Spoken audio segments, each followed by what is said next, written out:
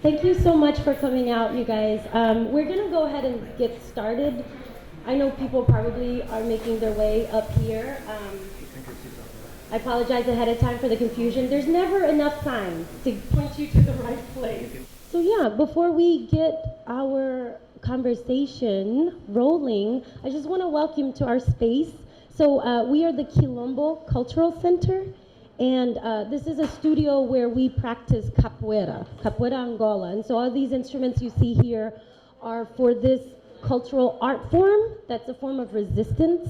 So resistance meaning it grew out of the sort of collective resistance of Africans who were enslaved in Brazil, who were taken from the port of Angola in the 15th, early as the 16th century. And so this is a studio where we practice this form of art today. I'm on the board. I'm one of the board members for the Park Advisory Council. John is also here representing FBT, and we are hosting this series that we're calling, Community Conversations. Before I turn it over to our moderator for the evening, I just want to give you a little background to sort of going way back to when the actual idea of the trail was happening. So official plans for actually converting this Bloomingdale line into a public space goes back actually to the 1990s. And that was when it was included in the city's bike plan. In 2003, a series of public meetings were held by the city's Department of Planning and Development, and they were holding those to figure out how to bring new open space to underserved communities in the Northwest Side. Two things emerged from that sort of foundational series of plannings. One was that Logan Square Open Space Plan, which was a very ambitious plan that they called for the creation of the Greenway of the Bloomingdale Rail Line. That came out of these series of planning, as well as Bickertyke taking a leading role in Humboldt Park in order to push for more green space. And so they incorporated all of this into what was called the Quality of Life Plan. So that was in 2003. Right at that same year, Friends of Bloomingdale Trail formed, and that was, at that time, an advocacy organization that was it was composed of community members and leaders and residents and business owners who would become the champions for the project that would take another decade to become into fruition. So in 2007, Friends of Bloomingdale Trail connected with the Trust for Public Land, and once Trust Public Land got on board, more actual acquiring with the land was happening, and so that just sort of sped this process along. I think when they brought out the Quality of Life Plan, projections were the trail would come into fruition around 2017, 2018. But when Trust Public Land came on board and things started speeding up, in 2013, the mayor made public announcements that the trail would be happening, and that just sort of really expedited everything. And so we just celebrated 3 years of the trail's opening this past, it was the third annual, so 2 years since opening. Thanks, John. Okay, and so that is where we are sort of at today. Fast forward to today and why we're here today, because as we all know, well, or maybe we don't know, but urban green spaces are very limited, right? And what we do know now is there's all this research to show that there's lots of health benefits that comes along with having a green space. And we do know that there are studies that are showing that when you green an area in an urban dense area, there are unintended consequences that do come along with that. And so those are going to be addressed tonight. Some of the concerns of these unintended consequences of what maybe we can call, they've called out there the urban green space paradox, right? Where we're creating green space for underserved communities, and then later on those same residents and community members that the parks were intended for, some of them are displaced. And so we're going to address those concerns tonight. And so without further ado, I want to introduce the Executive Director, Juan Carlos of Lucha, who is also co-hosting this with us. Thank you so much, Sue. And thank you for hosting today. And I have my kids here, so partially because, you got to bring your kids in the evening affairs, but also because, kids are welcome here. Families are welcome here. Seniors are welcome here, right? Working class people are welcome here, and professional class people are welcome here. And that's our point for being here, is we want to share some of the work that's been done, some of the issues that have come in place with what's right behind us here, the 606 Trail. So once again, thank you, WHO, for hosting us. And I'm so sorry, I forgot to ask you, is there translation? oh, and buenas tardes, I forgot to say that as well. Do we need, ¿hay alguien que necesita que hable en español? Acá estoy traduciendo, está acá. Ok, ¿ya lo tienen puesto o cómo es? ¿Ya está listo todo? No vamos a usar esos porque no sé. Oh, ok. Si hay alguien que necesita que hable en español aquí, por favor, que se sienten ahí. So, thank you for the reminder, right? Because to facilitate this, we'll do this in English and we have the Spanish translation. So, I want to say again, welcome, thank you for coming. I will be very brief because we do have an agenda that's very professionally written up here.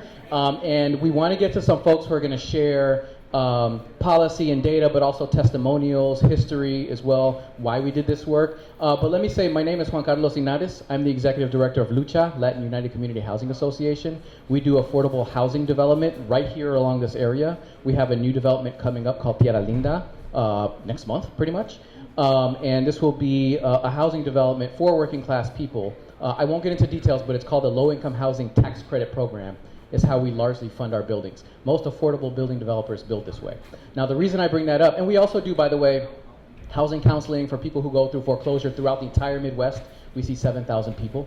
We do first-time home buyer services. If you want to buy a home, we will serve you in those services as well. And Ana Margarita Irizarry, our Lucha Law Project Manager, is here. She will also help in eviction prevention and fair housing issues as well. So we do a variety of work, and I'll slow down, I'm sorry, Christian.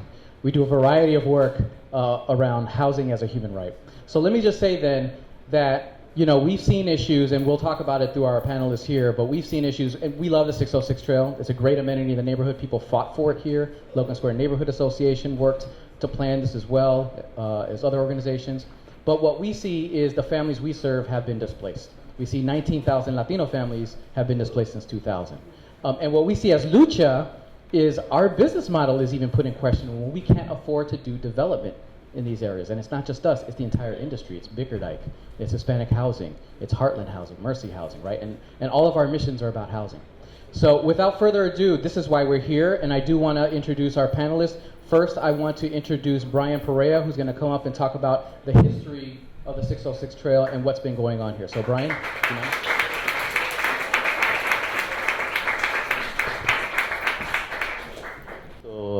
My name's Raymond, and before my time, the Youth Institute in Logan Square, we started working. We went out door knocking. We did this because we saw as a developer bought a whole block without really implementing affordable housing. So we reached out to them by inviting them to a meeting that would be a property tax repeal.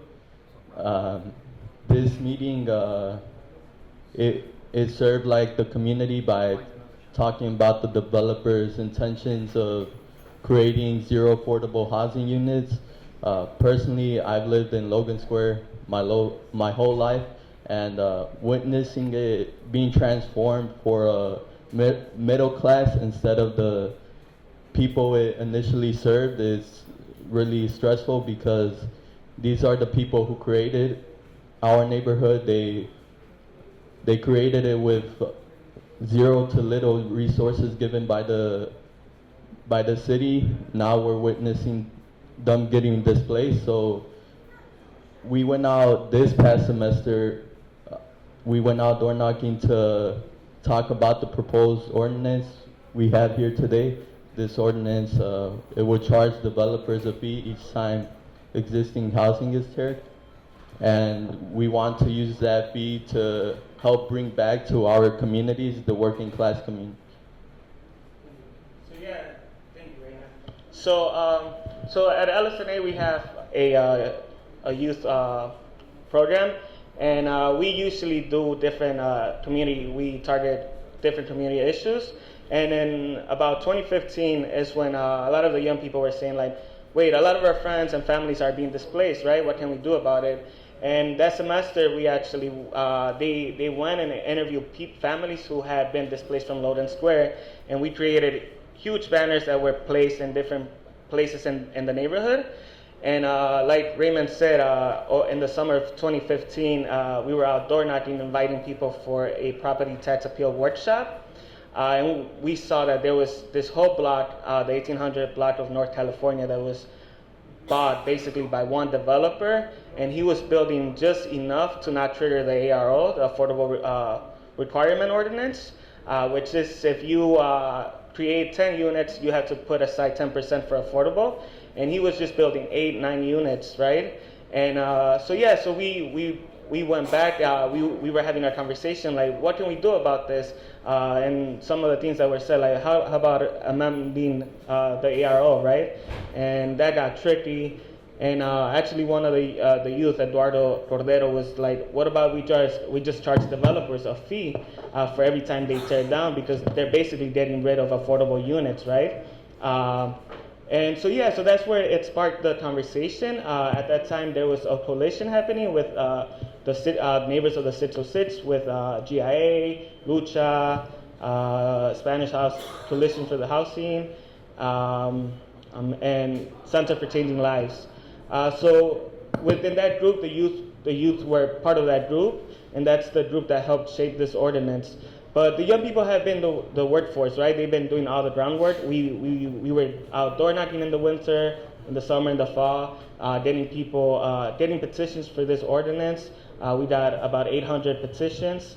So where we at right now, the ordinance got introduced about 2 weeks ago, and it's sitting in committee. But really what we're doing this is because we often see that once, the families who have been living here for such a long time were the ones who fought to make this community better, right? Families fought for the 606, and those are the same families that are getting displaced.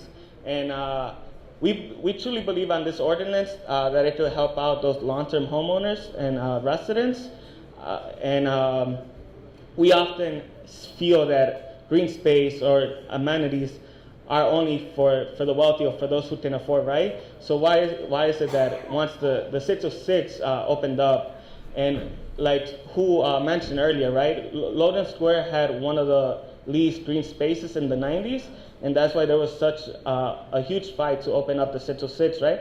But for those same people that didn't have the green spaces, probably are moving to communities that lack those same resources that they have fought for, right? So that's a huge problem, because if the way that the system works is that it's always, as people move in or gentrification happens, the community is getting better and everything, but it's not for the people who have been living in this community for such a long time. So I don't know if you want to add anything else. I think that's it.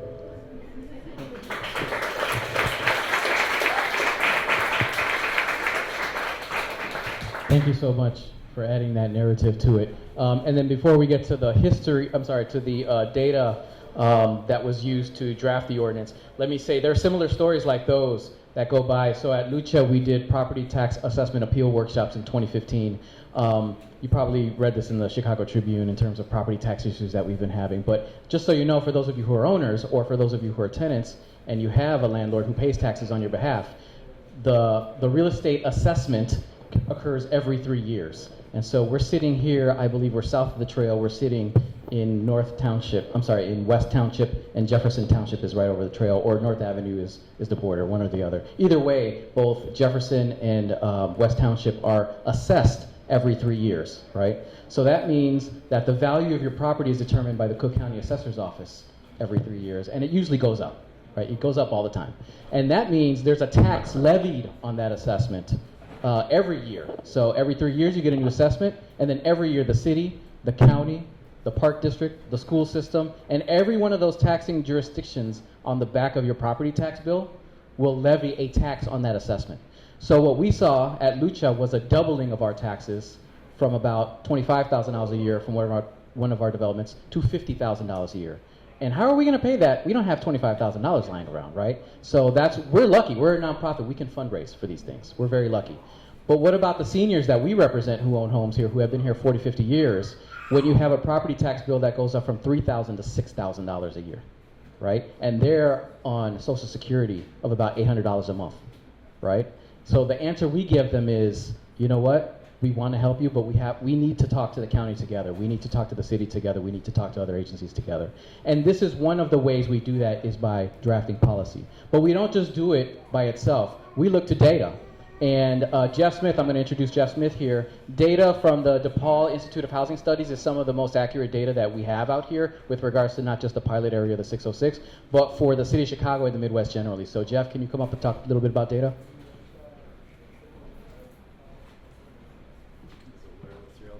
Do you need a clicker or do you want to? Is there a clicker? You can click it if it's easiest. Good evening, everyone. Yeah, sure.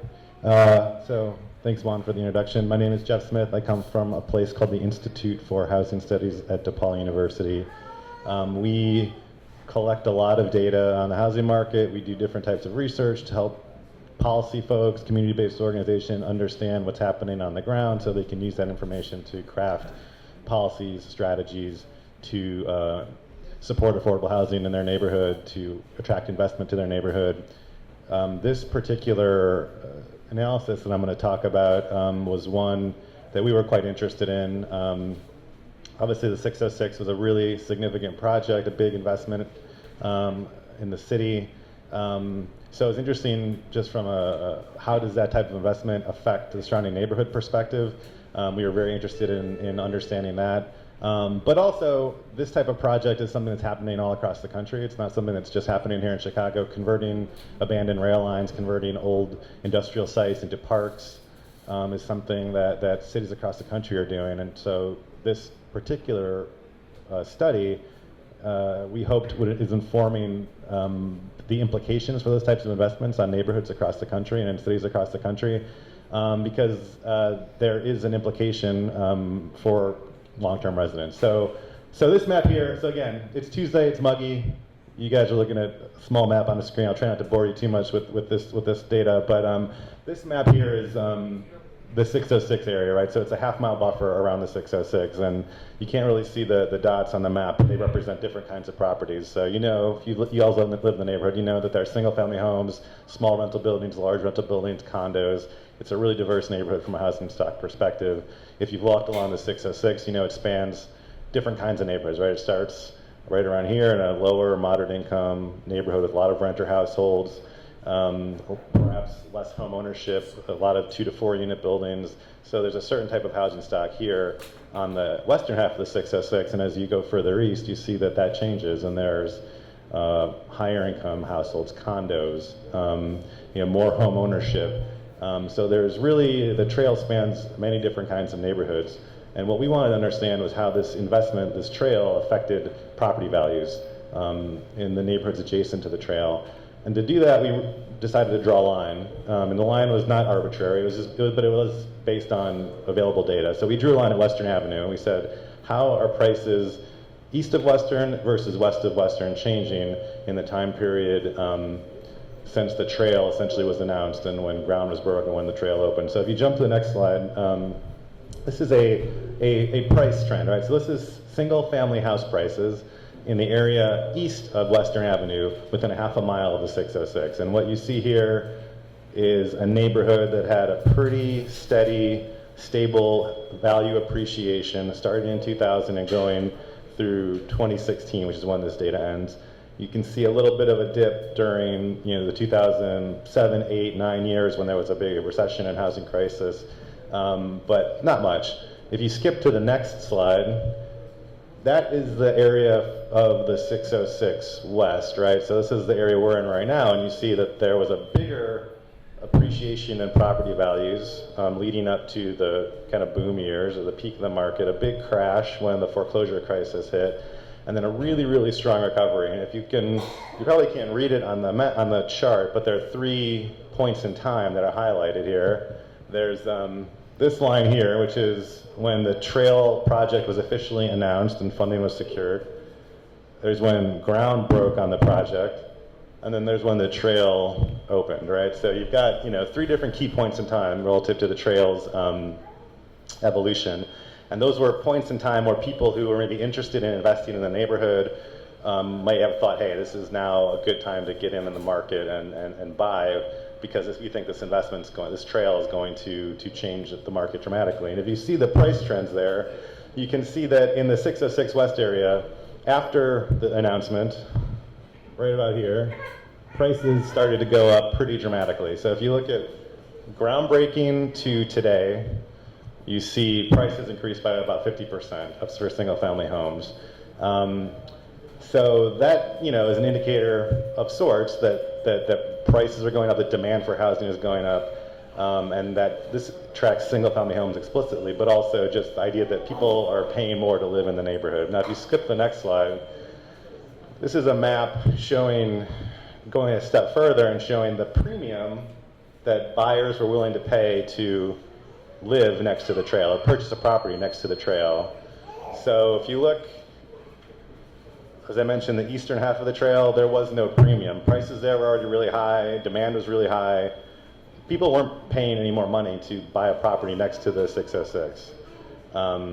If you look at the west, we were able to find a premium or additional value that people were willing to pay above what you would expect otherwise if you purchase a property near the trail. So within a fifth of a mile of the trail, people were paying 22% more for a single-family home than they would have otherwise. And we found a premium of a declining premium, but still some type of significant price premium that people were paying within about a half a mile of the trail. And that's what this buffer represents, is these blue lines up here. These blue concentric circles represent a declining but significant price premium that people who are purchasing homes were paying to be within that area. So if you skip to the next slide, what does that mean for actual property values? So again, the average single-family home in the eastern half of the trail was really expensive. It sold for $815,000 in 2016. That's a lot. The average single-family home on the western half wasn't cheap. It sold for $450,000 in that same year.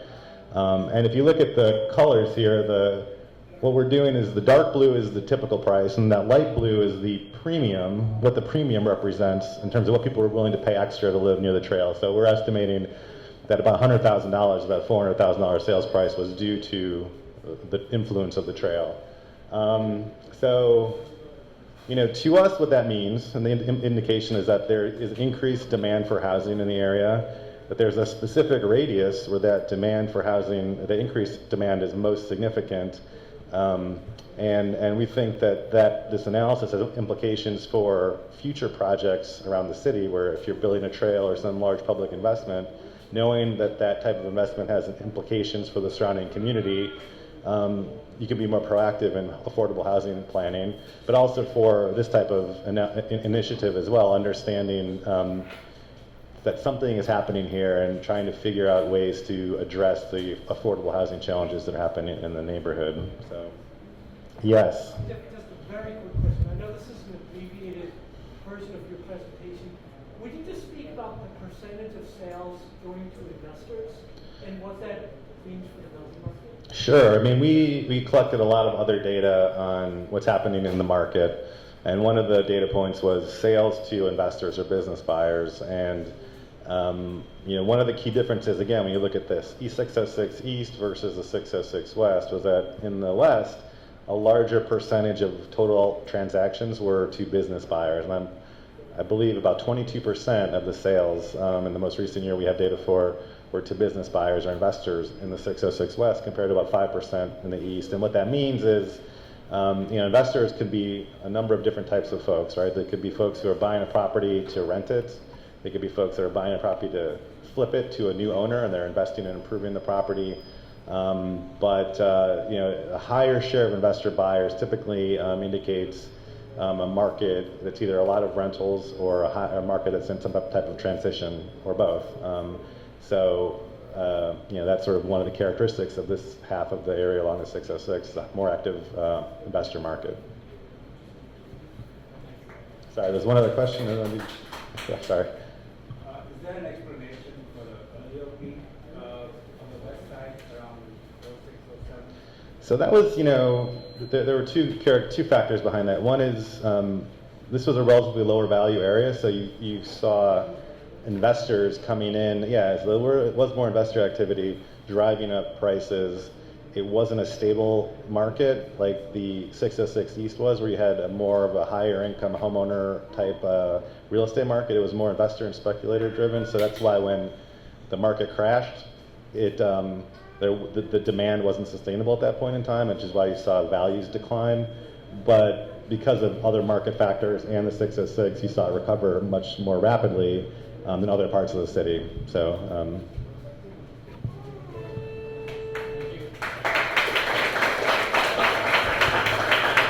Thank you so much. And keep in mind too, we are going to have a question and answer session. So please mark your questions. No? Oh, well, you said the attic collectors. I just have a quick question. Oh, we're gonna do questions. Yeah, because we want to get through to we're going to have a longer question and answer session. We're going to have a much longer session. So please write down those questions or concerns or inspirations on your notes, and we'll collect those as we get to that piece. So thank you so much, Jeff. I won't belabor the point because we have Josh Karsh here, who I know has to go and pick up his kids. And I'm trained as a lawyer myself, so I know that it's not just easy to put something down on paper and say, hey, here we go, this is what we want. We have to be very deliberate about it, and Josh was one of the main drafters of the ordinance, so he'll talk a little bit about how that happened. Hi, my name is Josh, and about a year ago, Logan Square Neighborhood Association approached me and said we have a problem, or we perceive we have a problem, and that is that the 606 has gone in, and it is affecting housing prices in a way that we think is damaging to the neighborhood, because there's a lot of affordable housing in the neighborhood, but it's disappearing because we have investors coming in who are demolishing existing affordable units and putting up much more pricier units. And the 606, as we see it, we fought to have it, and it was here so that the people in the neighborhood could have access to green space in their neighborhood. And specifically for people who are living in affordable housing, which we don't have a lot of in the city of Chicago. What can we do about that? And they came to me with an idea about what to do about that. And the idea, to sort of put a thumbnail on it, was to tax development in order to discourage high-end development in the neighborhood. And they asked me, what could we develop in the way of an ordinance that might accomplish that objective? And so I sat down to try to work with them on how to do that, and we came up with this proposed ordinance that is now before the City Council. And my role tonight, I think, at least at the beginning, is to talk about how the ordinance works. The ordinance works like this. There are three kinds of development that it targets. So the first is an investor who comes in, buys a plot of land with the intention of demolishing the building that's on it and putting up a high-end single-family home, for instance, in its place. So that person, the ordinance addresses by saying, when you pull a demolition permit, you'll be hit with a fee that is designed to discourage you from doing that. So that doesn't hit people who are in the neighborhood now unless you're planning on demolishing your building and putting up a high-end building. So the first target is people who are coming in to demolish and replace. And the presumption is that most of what's in the neighborhood now is affordable housing units, and most of what would replace it won't be affordable housing units. So if you're an existing property owner in the neighborhood now, you're not going to get hit with that fee unless you're planning to be one of those demolishers. Okay? Sure. In the questionnaire you guys passed out, Yes. if you make any renovations over 500 square feet, that you would be hit with a fee as well. So I'm going to get to that. Okay? Yeah. Please be patient. Okay. The second is also designed for developers, and that is a developer who buys up a building, say like this one, that is not currently zoned for residential use, and would go to the city and try to have it rezoned, for instance, to put condominium units in this building, okay? Again, if you're an existing homeowner in the neighborhood, that's not going to hit you unless you're buying a building like this and converting it to condos. Now we get to what is probably of most interest to most people in this room. You're an existing homeowner. Can you rehab? Can you work on your own building?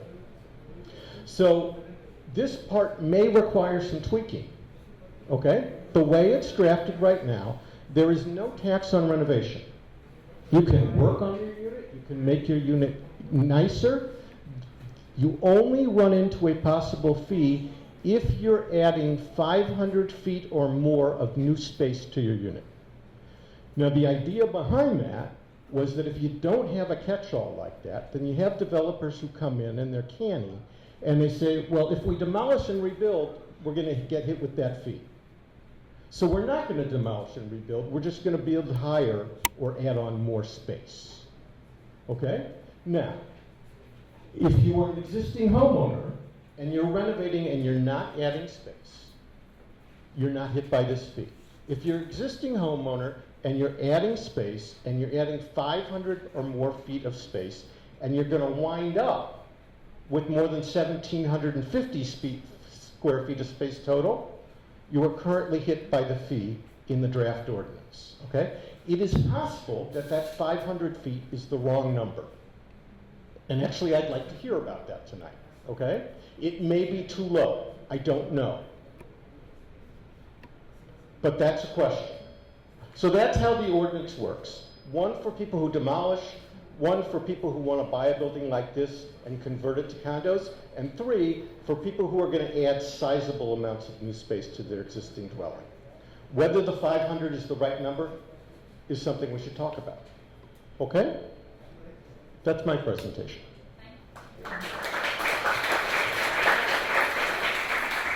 Thank you so much. So at this point, we are going to start taking your questions, but as Christian said, we have a process, so we hope you respect the process, right?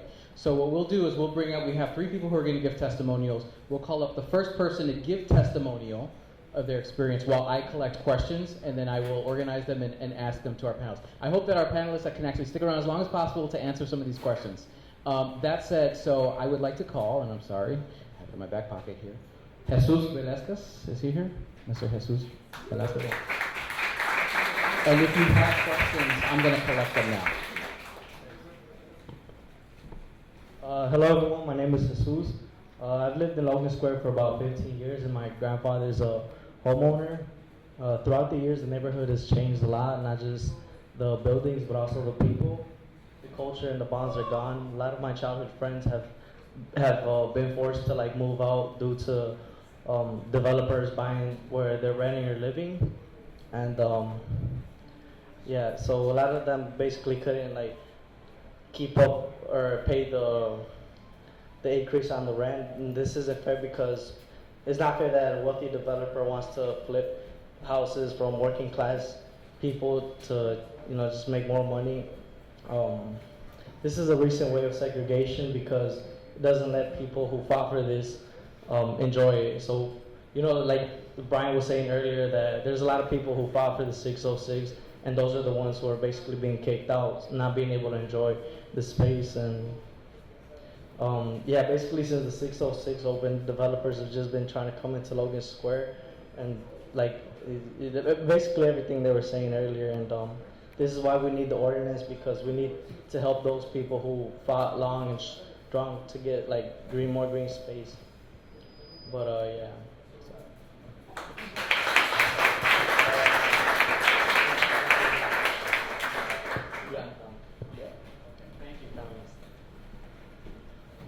Thank you. Okay, so we do have several questions here. This is a good one, and maybe this is for Josh, the drafter, perhaps, if you don't mind stepping up here. What are the various purposes the collected fees can be used for, and is it in the ordinance? So we're talking about fees. There are fees collected if there's demolition fees collected. So can you respond to that, please? Sure. The ordinance sets up a board of trustees. All fees collected are paid into a trust that is governed by the Board of Trustees. The Board of Trustees is set up so that the majority of members of the Board of Trustees will always be members of the community, not elected officials and not city employees. The fees are set up so that they won't just sit there and accumulate. 50% of what comes in has to go out in the next year. And it's designed to preserve and create new affordable housing in this neighborhood. So among the things it could be used for is to help people renovate their existing structures to be able to stay in them, help them pay increased property taxes, or to create new affordable units.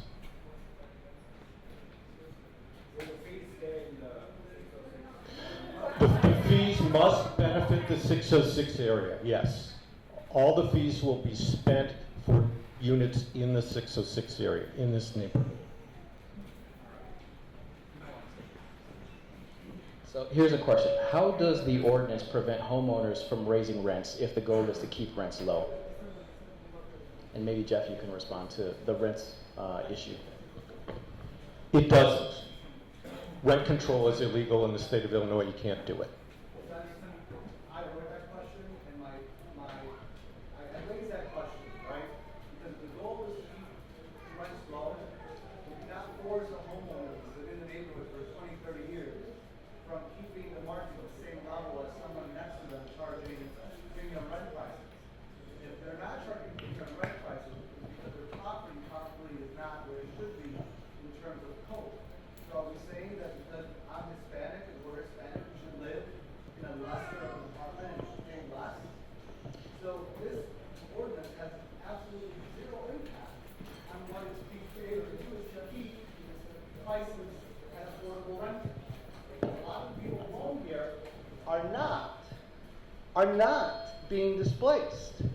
My mom owns 3 buildings. My mom owns 3 buildings in Logan Square. I remember when I used to sleep on the floor here in Logan Square. We worked really, really hard. So for my mom now to be affected from, investing in these little houses, which she now rents, this is her retirement.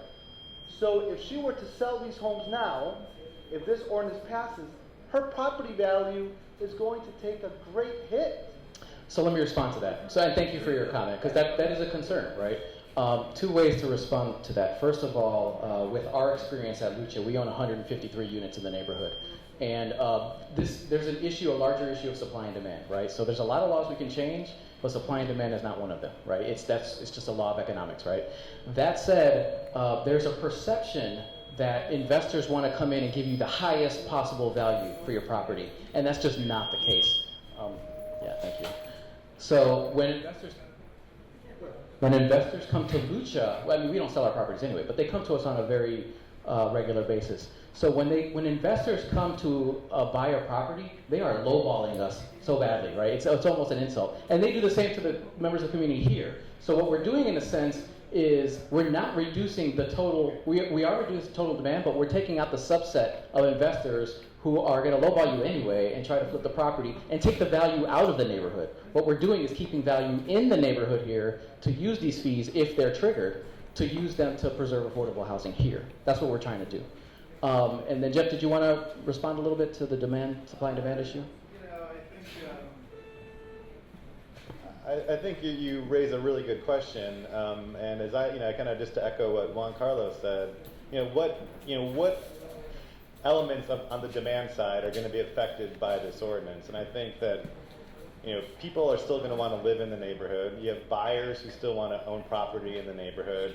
The segment from the demand side that may be affected are investors who want to demo and upgrade properties. So if your mom's properties, for example, someone wants to buy that property because it's a good investment and rental properties, a good investment in the neighborhood, and they want to even charge higher rents for those properties, and they even want to invest in and improve the property. I don't know that there's anything in this ordinance that restricts that. It's really, the demolition component. It's really the, so my interpretation is that that example wouldn't be really dramatically affected, and the values wouldn't be dramatically affected, but. So if you have a question, please write it down because we have others here that I do want to respect. So, and then there was 2 ways to answer the question. The other one was with regards to another effect that we are aiming to have is property tax values, right? They keep rising here, and if we have $1 million homes keep propping up, that's going to affect the assessments for everyone's homes here. So the effects of those taxes rising is passed through to you, the tenant, right? And it's not the same with us at Lucha because we have to cap our rents by law. But that's not the same for the landlords that are in this room or that live in the neighborhood. There are 2 easy ones here that I'd like to answer. So number 1, can Jeff's PowerPoint be emailed out? I believe it's online, right? The PowerPoint is not online, but you can go to our website, housingstudies.org, and this data is all there. And I can email it to you, anyone who wants it. I'm not sure what the best mechanism for that is, but people here, a lot of people who are organizing the event have my email, so we can make that happen for sure. Can I just respond to your question real quick? And I'm not, that's, can everyone hear me? And I'm not a numbers guy or anything like that, but I think is that the thing is that, yeah, some of them, like you said, the people who own might not be pushed out, but in reality, the property taxes is what pushes people out, right? And this is what it's trying to do, right? You said the buildings are not up to code. That's why that's what this is the intention of this ordinance, to bring those buildings up to code for them to be able to remain in the neighborhood. And the reality is that for Latinos' wealth, two-thirds of their wealth is a home, right? That's the only wealth we have. I'm talking from my family too, right? My family's perspective.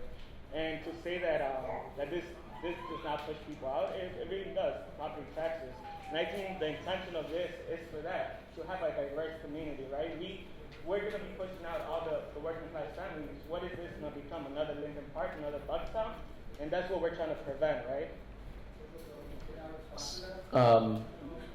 Yeah, let's keep going with the questions.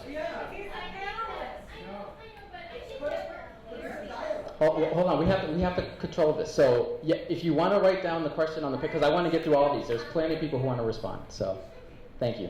Okay, here's a good question actually. Have there been other cultural displacements in this area? So I can take this one on unless there's others that can take it on. So just briefly, I mentioned that 19,000 Latinos have been displaced from Logan Square, Humboldt Park since 2000, from 2000 to 2015. That's largely because of rents, but other issues as well. But the question is, have there been other cultural displacements in this area? I do want to refer to a report called the Cost of Segregation Report, put out by the Metropolitan Planning Council, and there are folks all over the country that are citing to this. What we see is, when we see displacement, we know Chicago is a segregated city, right? It's the 5th most segregated city in the country.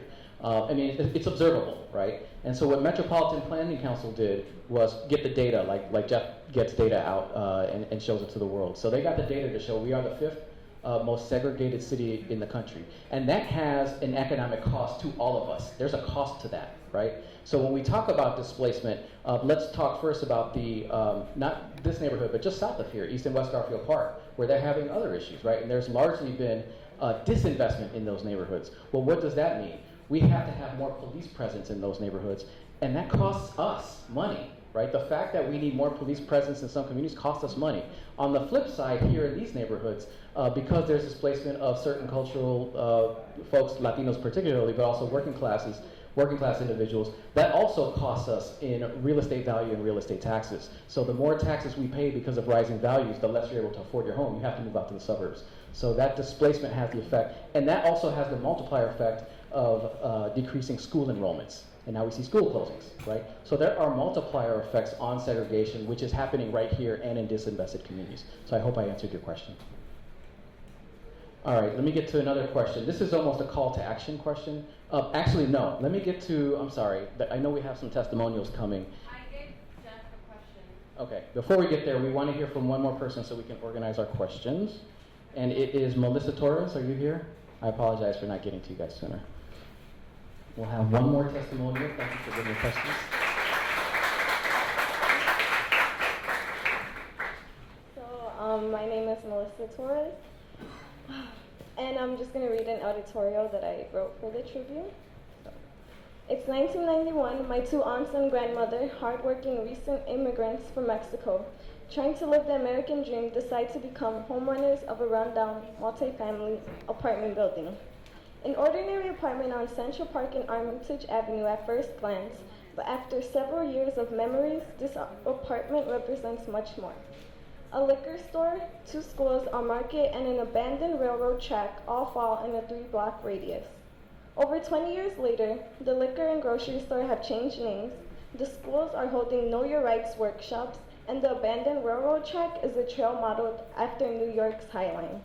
This place where hundreds walk, talk, bike, and enjoy every day used to be a place where growing up I was not allowed to go to, even though it was at the end of the block. A place where gangbangers would smoke, drink, shoot, and kill. The trail was built and my property value increased 4 times what it was bought for. Seems like a great deal if it didn't come along with the increased property taxes. Slowly, neighbors I grew up with started moving out and are still moving out.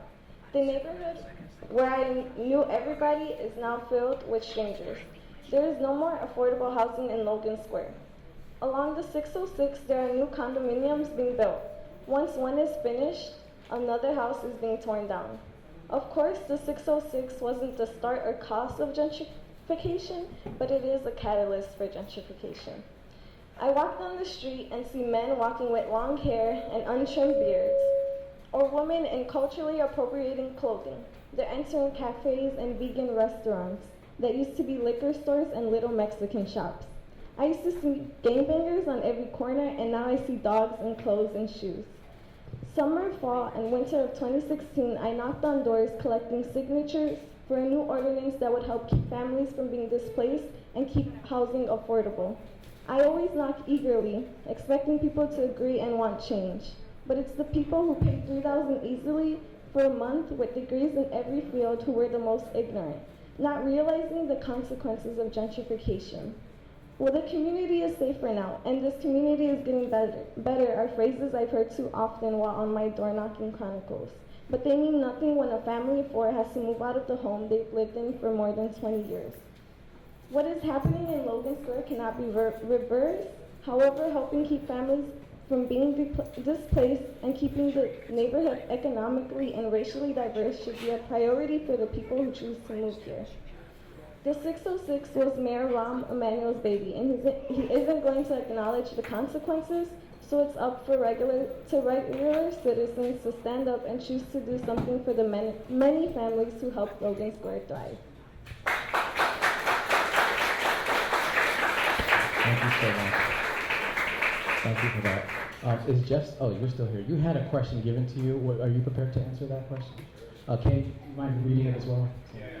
So this is just a kind of a general question about property values and if the trends that we're seeing in the 606 area are similar to what we're seeing across the rest of the city.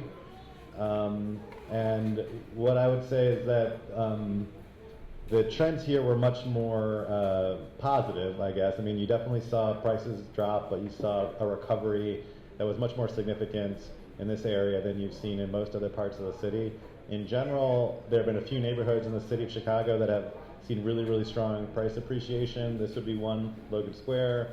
You see like Lincoln Park, North Center, Lincoln Square, Wicker Park, Pilsen. I mean, those are areas that have recovered pretty strongly from the market, and they're now at all-time prices in those neighborhoods at all-time highs. But the rest of the city, struggles in different ways, and prices are still, below what they were at the peak of the market, and have a long way to go. So this area and a lot of the north side neighborhoods have had pretty strong price recoveries. To answer that question. Thank you. And then I gave one to Josh. I'll take one first, though, and I actually disagree with the premise of this, but I'm going to read it either way. I'm not going to beat around the bush. It says, our neighbors are Section 8, and they are nothing good. What is your definition of affordable housing? Who is being displaced? So I will take that one.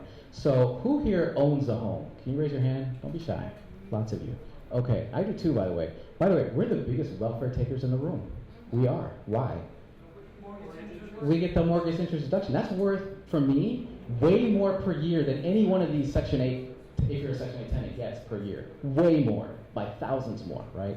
So this is where I disagree with the premise in terms of Section 8 being nothing. I mean, you might have neighbors you might like. I don't know that's the case. But by affordable housing in this area, we're talking about naturally occurring affordable housing. As Jeff's Institute points out, 2 flats to 4 flats are the most affordable units to live in the city, just by the nature of the economics. So we're talking about naturally affordable housing versus what Lucha does, which is tax credit affordable housing, which we get money actually from the government, which is still less than what I get probably for my mortgage interest deduction. But we have to cap our rents. So the naturally occurring housing is what we're trying to protect here. Who's being displaced is the people that live in those units. And I'll just tell you, for Lucha, who they are. In one building right down the street here, it's in a 6 flat. We have a woman who works at CVS, a guy who works at Home Depot, a postal worker, a retiree, and another couple who's a set of retirees, but they make Social Security income because they've worked their entire lives. That's who we're displacing, and that's who we're trying to prevent from being displaced. Josh?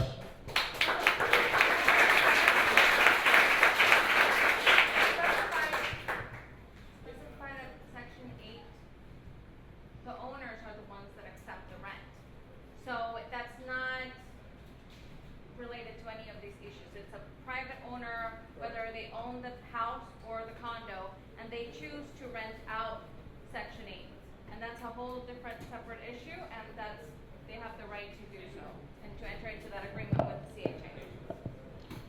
Okay, this question says, could the proposal be modified to limit the number of properties an entity could purchase to one per year, so that a family wanting to move in and demo or upgrade is not taxed the same as a large-scale investor or developer would be? The answer to that question is severalfold. First, yes, it can be modified. That's what the legislative process is about. So there'll be debates in the city council. You can propose any modification to your alderman that you want, and the alderman may modify it. So yes, everything's modifiable. Two, what would happen if it were modified so that it was limited to one property per year? The people who are buying more than one property per year, of course, are already being taxed more because they're getting hit every time they buy. So if you're only buying one, you are paying less. And so if you're demo or upgrading, so I want to distinguish between demo and upgrading. The people who are demolishing and putting up something new are the people who are going to get taxed the heaviest under this proposal if it goes through, okay? If you're upgrading, you can do all kinds of upgrading. You can put in the granite counters. You can put in a jacuzzi. You can do anything you want to the interior. The only time you can put on a new roof, you can put in fancy windows. The time you wind up hit with a tax potentially here is if you're adding a lot of new space. And again, whether 500 square feet is the right number for that trigger point, I don't know. And I think that's very worthy of discussion. But this doesn't keep people from upgrading their properties if you're not adding large amounts of new space. There's absolutely no tax on putting in a new roof, redecorating, totally remodeling, taking out walls, putting up walls, putting in a fancy kitchen, a fancy bathroom. None of that requires a fee.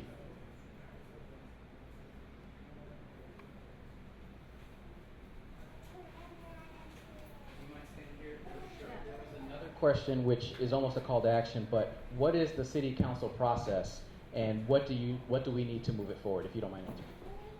Okay, I'll take that. I used to work there. So, so currently, got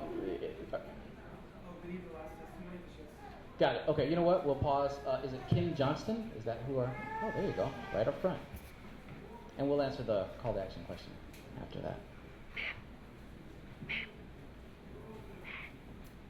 And while you do that, I'm going to go look for my kids, make sure they're not destroying stuff. So. Good evening, everyone. My name is Kim Johnston Hillen, and I am here with my daughter, Lily Hillen. We're not saying Okay. I'm a parent mentor at James Monroe Elementary with the Logan Square Neighborhood Association. When I heard about the 606 ordinance, I knew that I had to support it. I love my neighborhood and my community. I love connecting with the other parents at the school, and so does my daughter. And that is why we are here today, because our family loves this community. It scares me to think that because the neighborhood keeps changing, that my family might not be able to afford to live here. I don't want my daughter to have to say goodbye to her friends and schools she loves so much. Every day I see more luxury building, especially near the 606. And with every luxury building, I see there's less apartments available for my family. Lately, my family has been facing housing instability. A couple months ago, we had to renew our lease, but we learned that rent was going up $200 more a month, even though there was no renovations being made. We had to leave because the increase was way too much, as well as other families in our building doing the same. Since then, we have been unable to find stable housing, and I am torn between taking my daughter out of a school where she is progressing and doing so well, or moving out to the city where the rent is more affordable. And I know that we are not the only family facing this challenge. That is why we need your support for the 606 ordinance. Thank you for your time and for listening. Si se puede.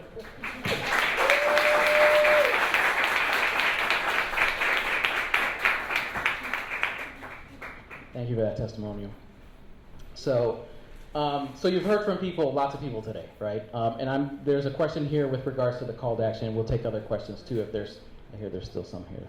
But with regards to where we're at in City Council, so many of you probably know that the ordinance itself, the draft ordinance, which I believe you can find online, was introduced by the first ward alderman, Joe Moreno, but also Roberto Maldonado of the 26th ward and Carlos Rosa of the 35th ward. And many of you probably live in one of those wards.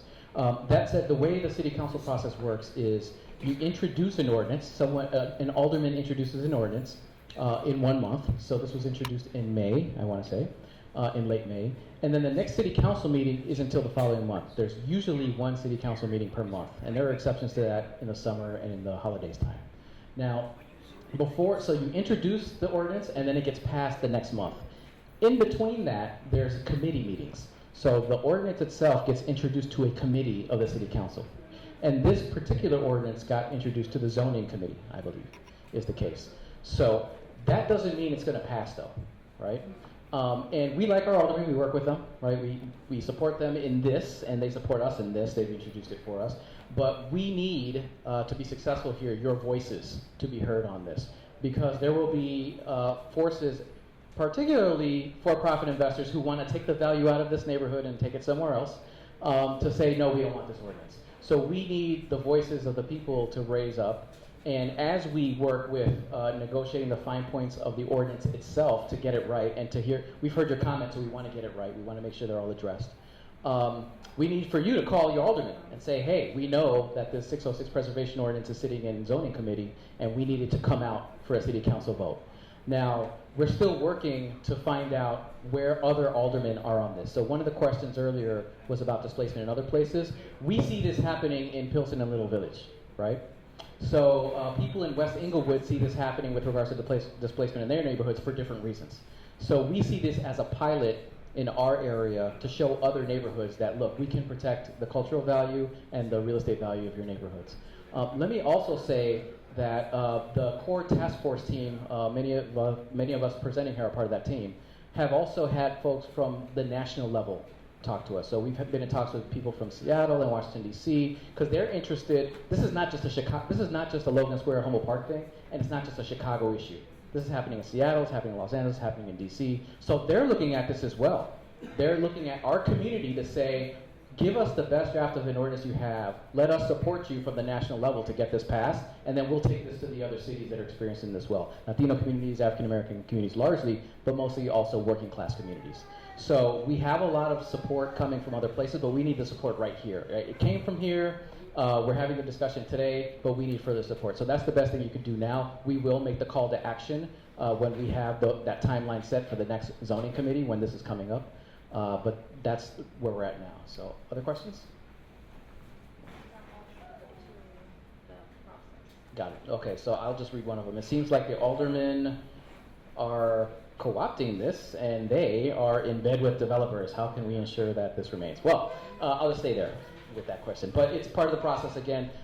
We won't make assumptions of where the aldermen are at or not. They've introduced this, so that shows the support. But again, this is where we need the power of your voices to move it forward. And the community is the one that wrote it. It wasn't the alderman. Yeah, no, I think that's something that needs to be clear. It wasn't that Maldonado and Moreno sat down with their laptops and started writing. It was the community that got together and here with the attorneys and, with the data supporting it. That's how it got done, not the other way around. It was us advocating to them to present it, not the other way around. There are not two concurrent ordinances. It's us presenting them to them.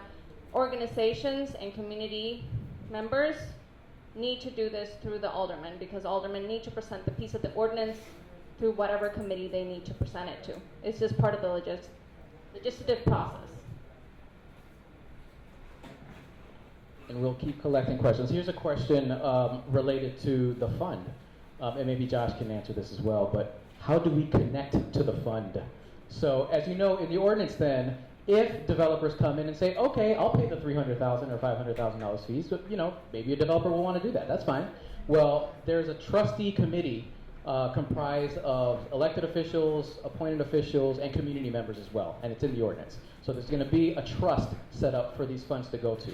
Now, I know someone earlier was like, oh, corruption and, where do these monies go? Well, this is why the trust fund will be put in place, and it will have to be very transparent. How do you connect to the fund? This is what we're working on right now with the city council and the aldermen, is actually getting the ordinance approved so that a trust fund can take place. So this already exists in another scenario. It's called the Affordable Housing Trust Fund, in 2 scenarios. So in the city of Chicago, we already have trust funds, one called the Affordable Housing Trust Fund and one called the Chicago Low Income Housing Trust Fund. I happen to be on that board. So this will operate very similar to those in that we collect monies that aren't necessarily tax monies. These are revenues from other places, largely from developers. Developers already pay these fees. Now, what's different from what we're proposing, what this community is proposing, versus what's already out there, and this is where city and national people are interested as well, is that, and some of you probably know this, when a developer builds more than 10 units in the city of Chicago, you have to build at least 10% affordable units in that development or pay into a trust fund, which is what we're doing here. Here's the difference. The trust fund requires, I believe it's $150,000 if I'm not mistaken. Someone can correct me. But it's $150,000 that the developer pays into the trust fund.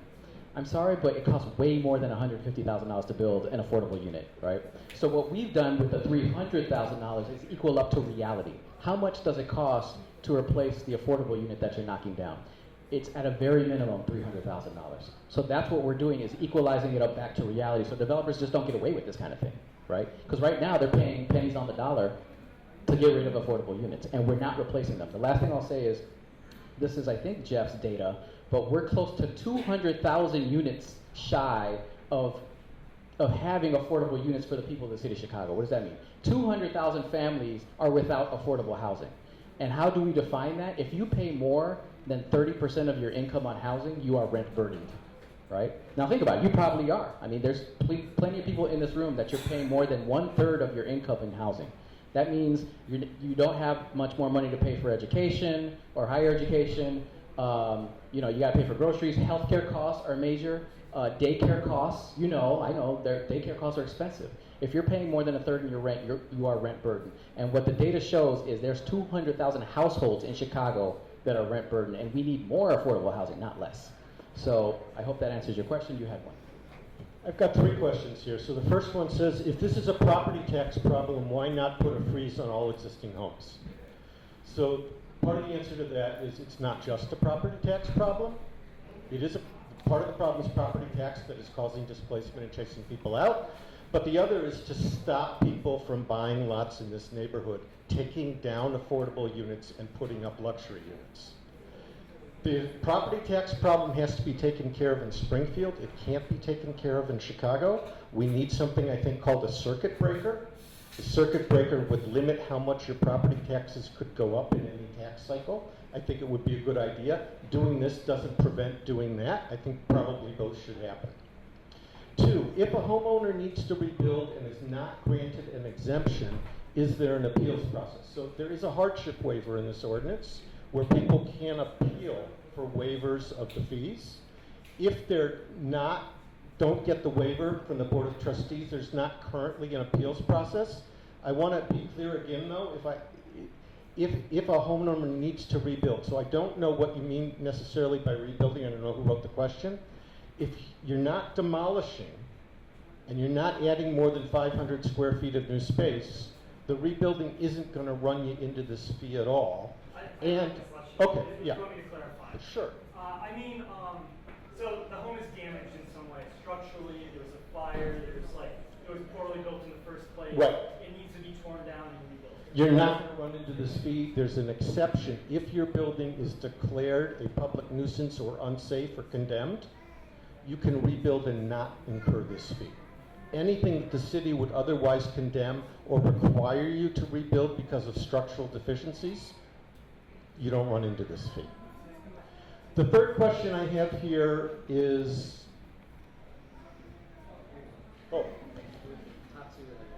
okay. Could proposal be, we've already taken that. Has anyone analyzed the impact of the cost to rebuild on home insurance prices?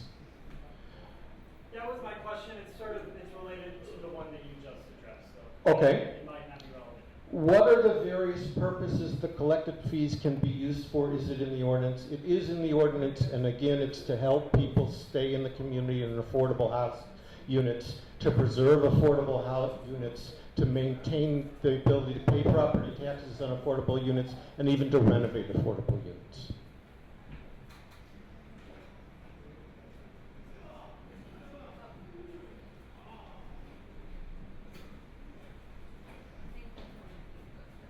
And yeah. Oh, I'll let you take that one as well. However, the amount of the fees decided, many investors, buyers are going to come in and now pass along the fee to create a more expensive home. The fees were decided so the presumption again is that if you're tearing down a building in this neighborhood, there's an overwhelming likelihood that what you're demolishing is an affordable unit. So in setting the fees, we had two objectives. First, we wanted to make it high enough that people couldn't just contract around it. That if a developer or investor was coming in, it would be a cost of doing business that mattered to them as they decided whether to do that in this neighborhood or not. The second is if you remove an affordable unit from the market, what is the cost of replacing that unit? And we had 3 data sources for what it costs to build a new affordable unit of housing, and it's north of $200,000. And so we use that as the benchmark for what the fees should be. Very good, thank you. So we've actually gone through, I think, all the questions that were submitted. There were some that were similar to each other, so we just answered those in tandem. So at this point, because we are wrapping up now, in the last several minutes, Brian Perea is going to hand out surveys. Again, we take seriously all the comments, concerns, questions on this ordinance because we've introduced it. It doesn't make it perfect yet, and we want to hear from you on the survey. And it's not a difficult survey. There's not a lot of questions there, but we do want to hear your opinion. So in the last several minutes, if you don't mind filling out the survey, before you leave, please, we want to get a robust amount of participation on this so we can perfect this. We do understand, and I want to conclude there. So unless Christian maybe had some comments. No, thank you so much for translating. I really appreciate it. I do want to thank the groups that are here. Thank you so much for hosting today. We really appreciate a round of applause. I also want to thank members of the task force here, and I'll just say them all at once before we clap. So it's definitely Logan Square Neighborhood Association, as always. Jeff Smith with the Paul Institute of Housing Studies. Josh Karsh, our attorney extraordinaire. Thank you so much for presenting today. So a round of applause for them, please. And then lastly, round of applause for you. We are so appreciative that you came out today to learn with us, to talk with us about this ordinance. It's not us doing this, it's all of us here. So your input is so appreciated. So before you leave, please complete the survey, turn it in to the folks at the door, and thank you so much for coming tonight. Thank you so much.